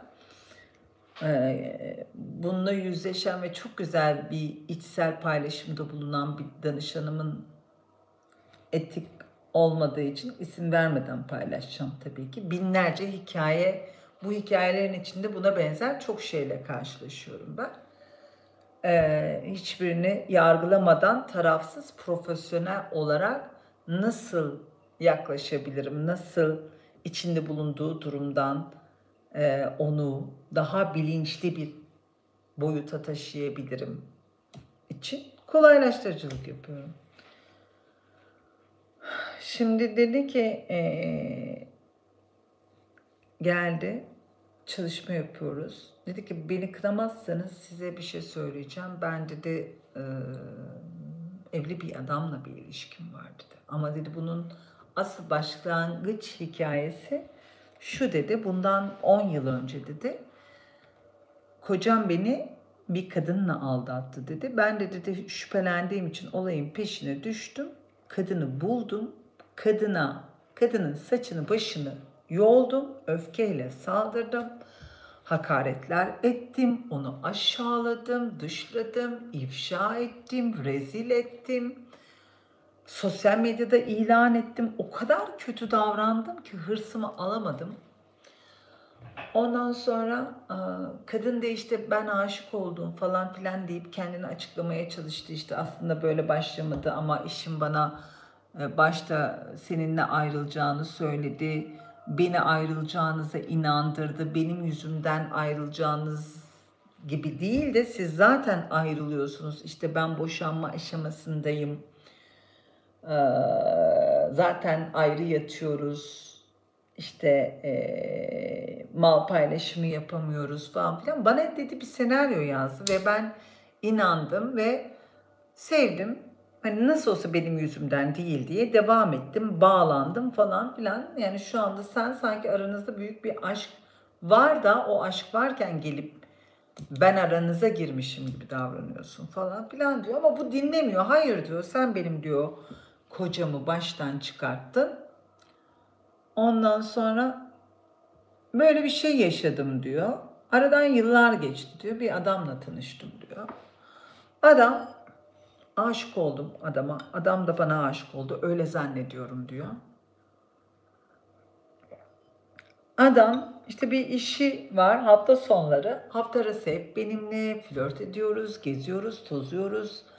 Yanımda şüpheli hiçbir şey yapmıyor. Telefon görüşmeleri şüpheli değil. Gündüzleri çalışıyoruz, akşamları buluşuyoruz. Aynı evde yaşamaya başladık. Benim evimde kalıyor falan filan. Derken ben diyor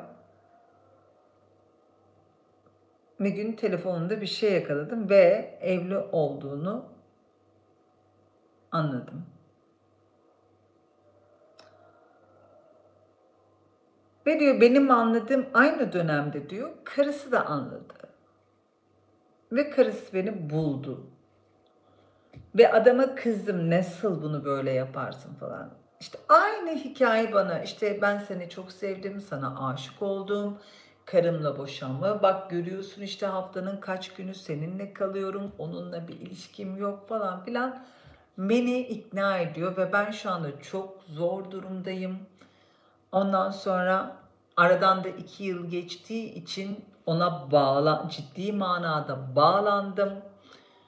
Ve hayatta karşı olduğum o şeyin içindeyim. Yıllarca mücadelesini verdim ve başıma gelen ve kadını mahvettiğim o kadın şu anda benim Aynur Hanım dedi. Ve bir çıkmazın içindeyim. Onsuz yapamıyorum. Bağımlı hale geldim. Onu çok seviyorum. İşte ne yapmalıyım?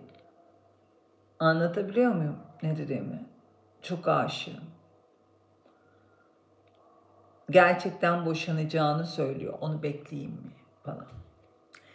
Yani yargıladığım kadının durumuna düştüm. Yargılamak çok kötü bir şey.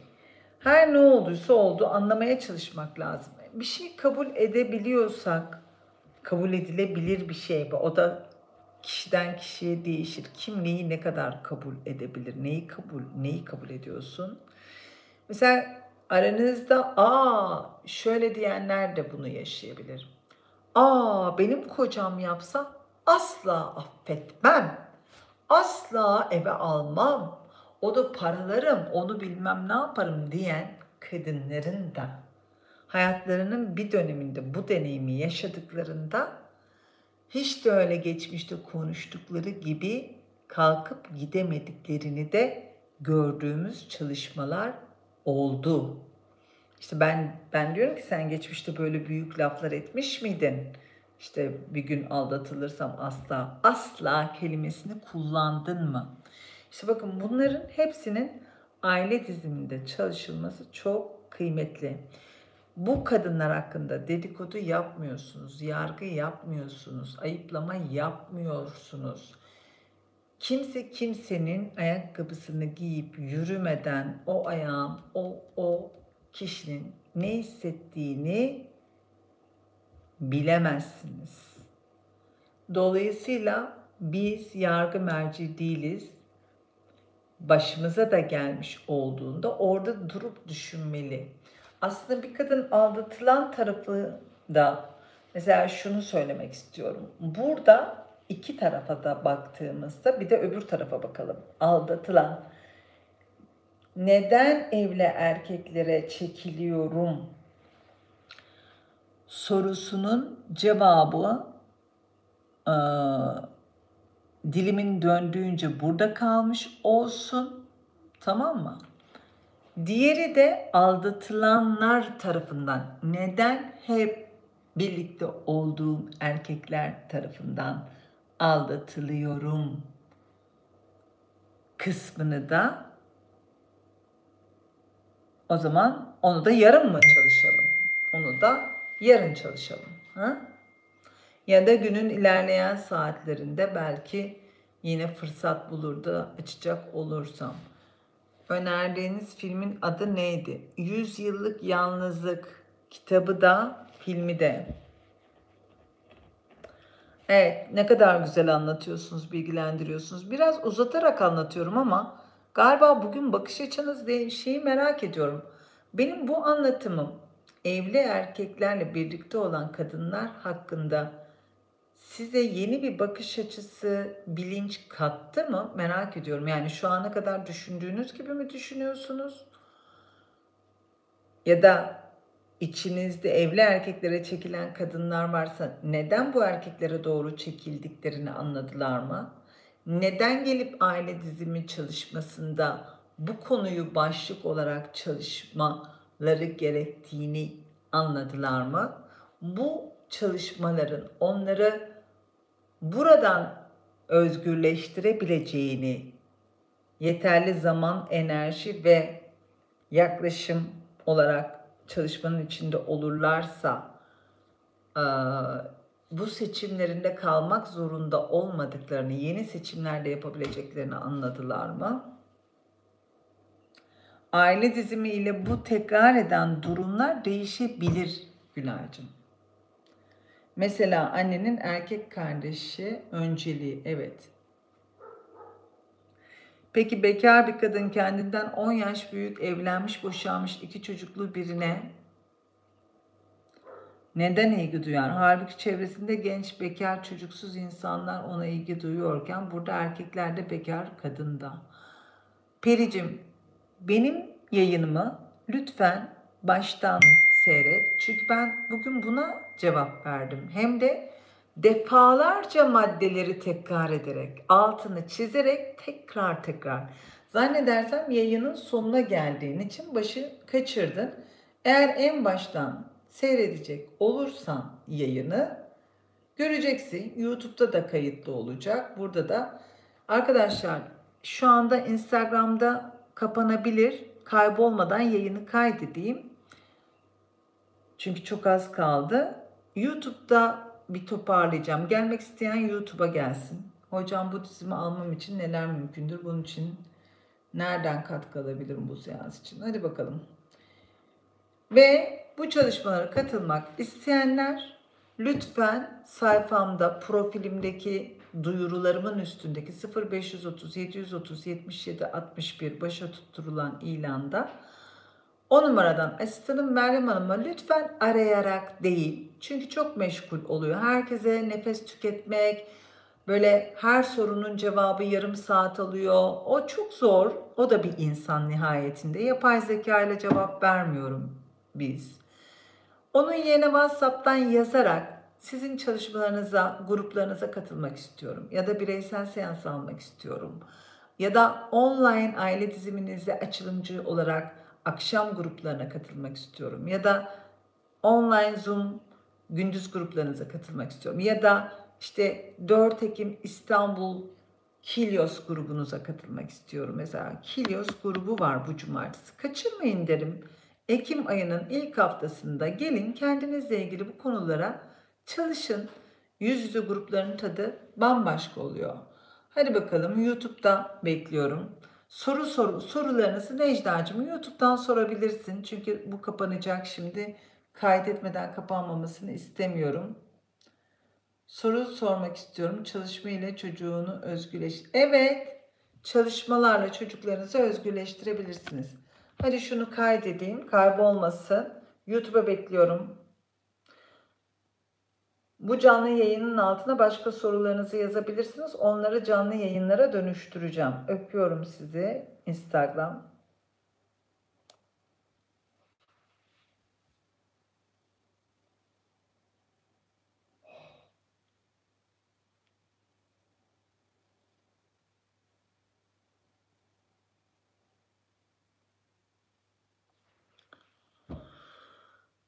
Neden kadınlar evli erkeklere?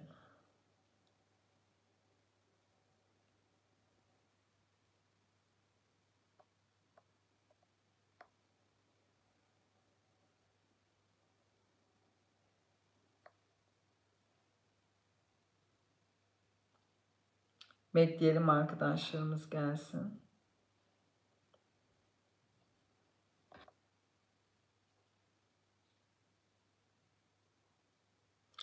Güzel bir kapak bulmaya çalışıyorum.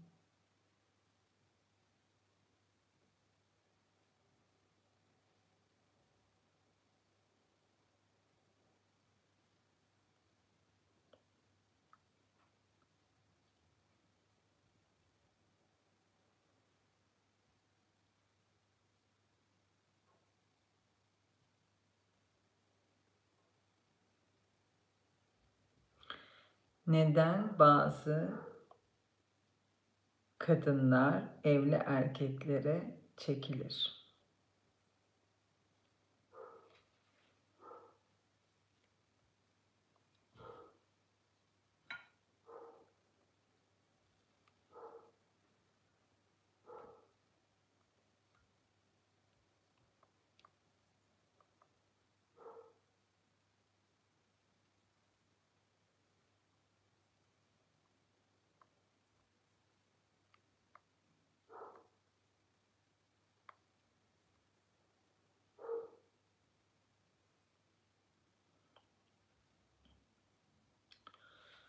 Şunu yazayım. Neden bazı kadınlar evli erkeklere çekilir?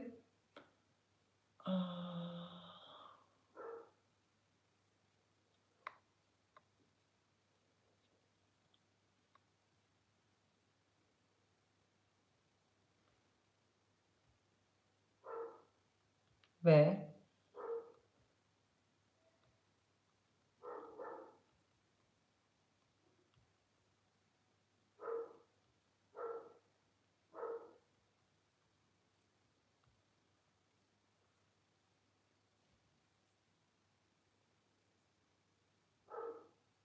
soranlara ve hep evli erkeklere çekiliyorum.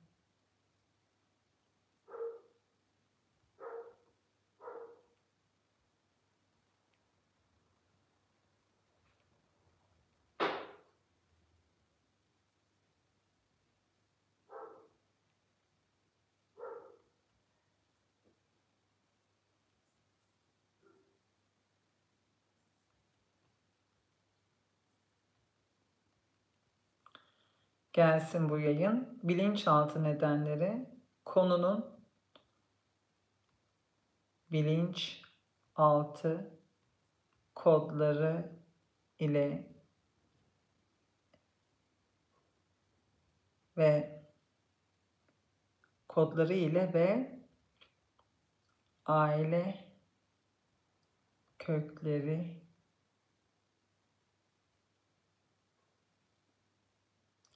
aile dizimi ile ilişkisi. Sıkılmayın, şunu bitirmem lazım. Biliyorsunuz şu açıklamaları yazmam gerekiyor. Aile dizimi ile ilişkisi.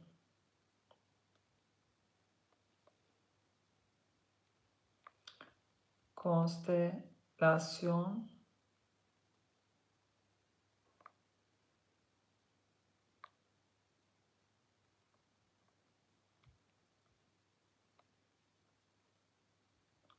kodlar.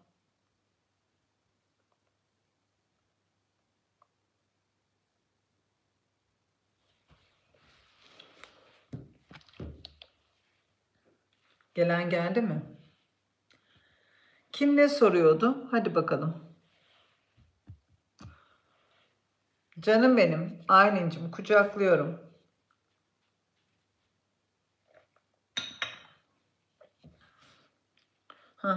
Buradan bu arada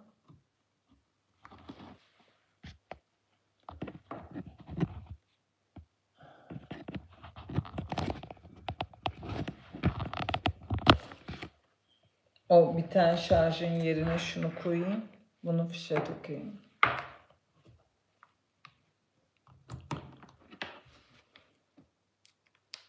Bence bu seri güzel olacak. Başka sorular ve bu şekilde detaylı açıklayarak. Tamam mı?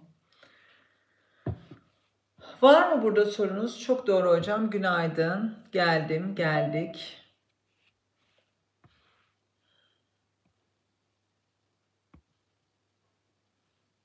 Zoom'da görüşürüz diye soranlar. Başka? Tabii bir de aşk meselesi var değil mi? Aşk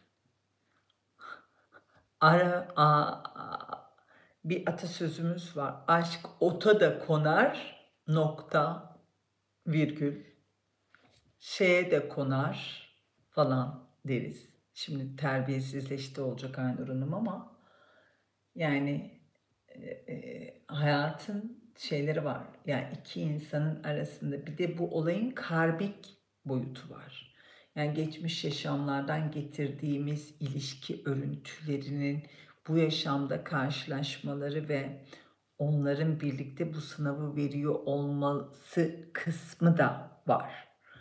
Mesela bunu da hani Instagram'da olmayacak belki ama bunun açıklamasını da yapmak buraya gelenlere hediyem olsun. Hı?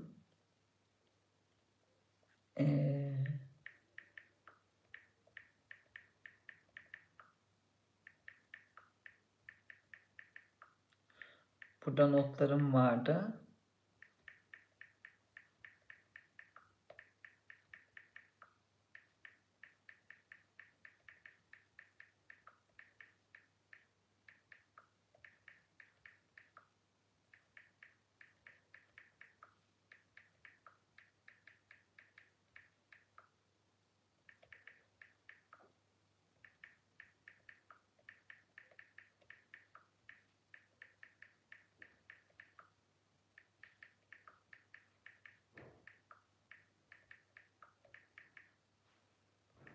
Evet, o kadar çok konular ve bunlarla ilgili çalışmalarla ilgili bilgi birikimi ve tabii bazı şeylerle ilgili notlar da alıyorum. O notlar çok kıymetli. Kimseyi yargılamak için değil, anlamak ve farkındalık yaratmak için buradayız. Bunu bir kere hatırlayalım, tamam mı? Hiçbir kimseyi bu konuyla ilgili yargılamıyoruz. Burayı anladık, değil mi? Evet, daha önceki yayınlarımda Ye İç Dua Et Sev filmini önermiştiniz. Çok hoşuma gitti. Teşekkür ederim demiş. Dilan, şifa olsun Dilancığım. Şimdi karmanın ne olduğu üzerine kısa bir hatırlatma yapmak istiyorum. Sebep sonuç yasası, geçmiş yaşamların bugüne olan etkisi ve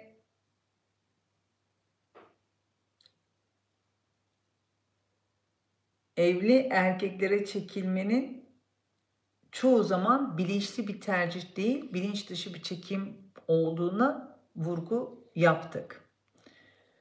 Aile dizimi perspektifinden bakınca kadının kendi babasıyla tamamlanmamış bir bağı, burada yeni bir bakış açısı katarak, hani karmaya gideceğim için söylüyorum, çocuklukta yaşanan ulaşılamaz erkek deneyimleri de çekiyor olabilir.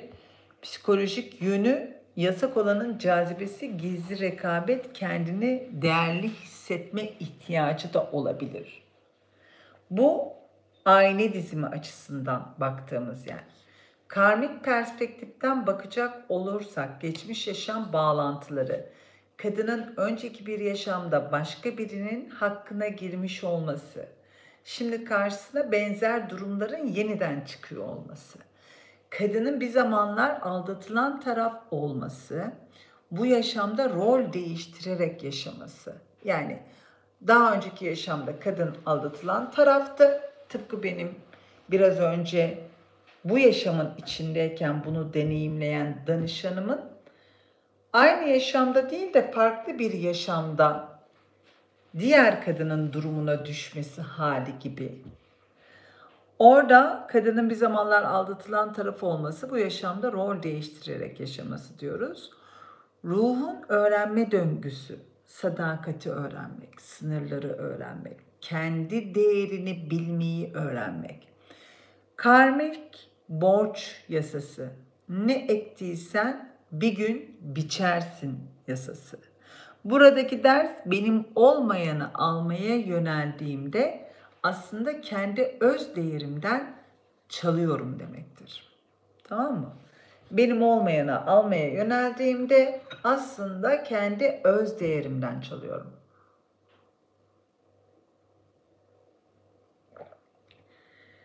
4. Ruhsal dersler ve farkındalık.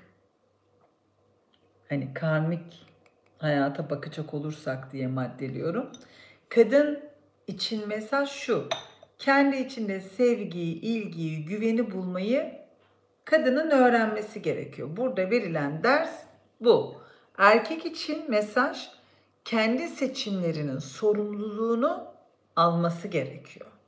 Kolektif boyutundaki mesajı ve farkındalığı toplumda kadın erkek ilişkilerindeki düzensizliklerin şifalanması. 5. madde olarak bakacak olursak dönüştürücü öneriler diyelim biz buna. Ne yapabiliriz? Bu durumu yaşayanlar meditasyon, benim olmayanı sevgiyle geri bırakıyorum. Burası çok önemli. Meditasyon bunun üzerine kurulu olmalı.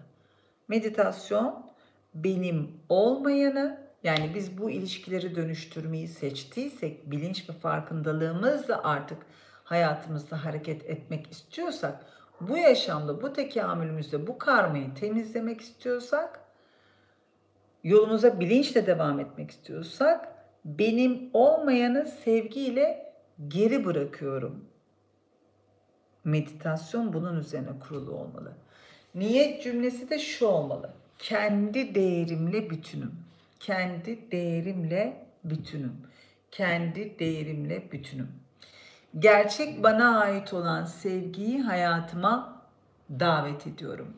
Gerçek bana ait olan sevgiyi hayatıma davet ediyorum. Aile dizimi ve regresyon seanslarının bu konularda nasıl yardımcı olabileceğini anlatmak istiyorum.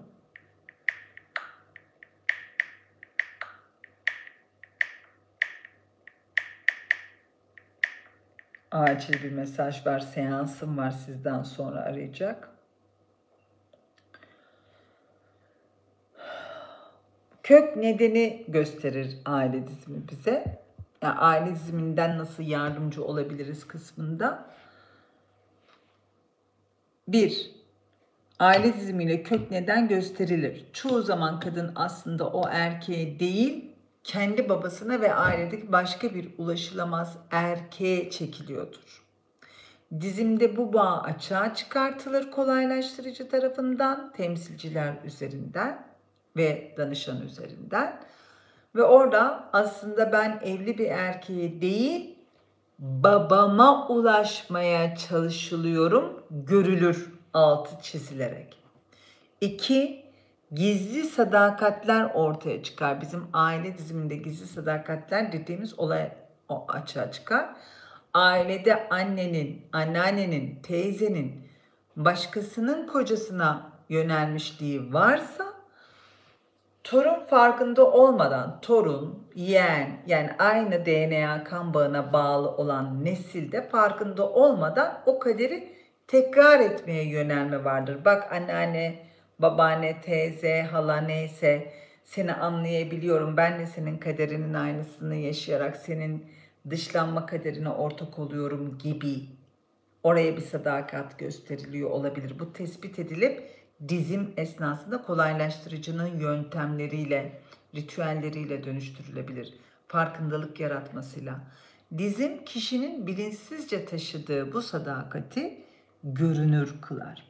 Yerinde olmayan roller düzeltilir. 3. maddede hiç yerinde olmayan roller nedir? Roller şaşmıştır. Çocuk babaya eş gibi davranmışsa büyüdüğünde evli erkeklere yönelme eğilimi gösterebilir. Yani annesinin rolünü çalıp annesinin babasıyla olan ilişkisinde annesinin bıraktığı boşluğu annesinin rolüne girerek tamamladıysa yarın öbürsü gün başkasının da boş bıraktığı rollere girmeyi seçebilir. Burada da bu evlilikte de kadın evlilik rolündeki rolünü boş bırakıyor deyip orayı da doldurmaya çalışabilir. Dizimde roller yerine konur. Sen babamsın, ben kızınım. Yani orada anneye annelik rolü teslim edilir. Kız çocuk olma rolüne kaç yaşında olursa olsun anne babanın karşısında çocuk olduğu rolü hatırlatılır. O sistemdeki yeri hatırlatılır. O zaman bunu yapmayı bırakır. 4. Karmanın bağı kesilir. Kişi benim olmayanı sana iade ediyorum diyerek karmayı geri bırakabilir. Tamam mı? Bunu kolaylaştırıcı yaptırır. Nasıl olduğunu gelince görürsünüz. Bu bağları, karmanın bağlarını kesmenin. Benim olmayanı sana iade ediyorum. Böylece sürekli tekrar eden çekim döngüsü kırılmış olur bu karma bağları kesildiğinde. Gerçek aşkın yolunu açıklar 5. madde olarak aile diziminde.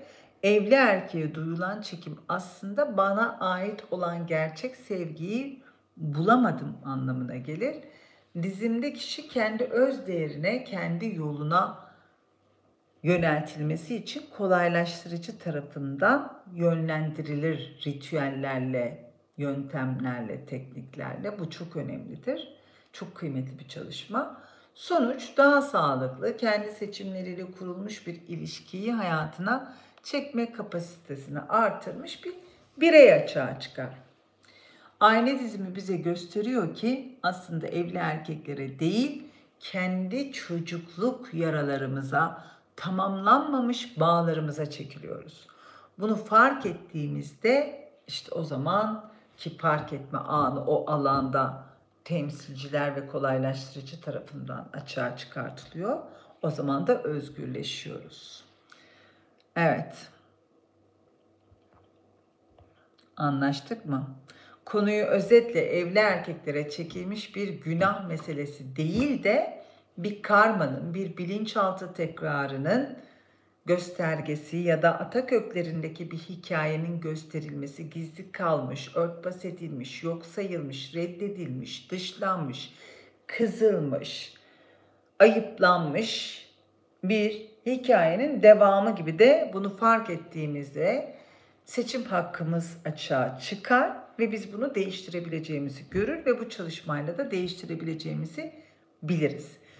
Evet, kendi yaşamlarınıza dönüp bakın ve bu çalışmadan ne kadar büyük siz ve sizden sonraki çalışmadan sadece siz faydalanmayacaksınız. Hem üst soyunuz hem sizden sonraki alt soyunuz da bu çalışmalardan fayda elde edecek.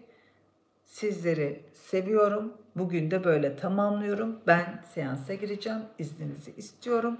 Lütfen beğeni yapmayı, abone olmayı, yorum bırakmayı unutmayın.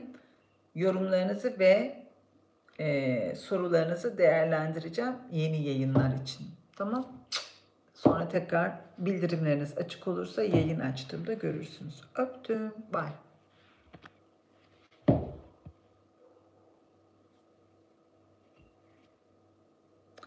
Evet Gülseren, onu da işleyeceğim. Erkekler de evli kadınlara çekiliyor kısmını işleyeceğim canım. Öpüyorum sizi. En yakın İstanbul Kilyos çalışması 4 Ekim bu arada, bilginiz olsun.